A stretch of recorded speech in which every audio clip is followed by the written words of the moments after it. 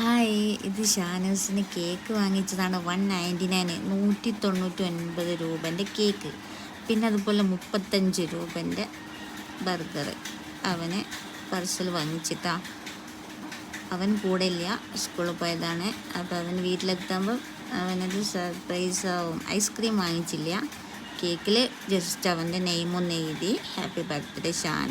ശരിക്കും അവൻ്റെ ബർത്ത്ഡേ ഒന്നല്ല, ഇന്ന് ഓഗസ്റ്റ് 20th അപ്പം നമുക്ക് അന്നേരം ഒരു കേക്ക് മുറിക്കാം. ഇപ്പം ഞാൻ അവരോട് ഷാൻ എന്ന് എഴുതാനേ പറഞ്ഞിട്ടുള്ളതിന് അവർ ഹാപ്പി ബർത്ത്ഡേ ഷാൻ എന്നൊക്കെ എഴുതിയിട്ടുണ്ട്.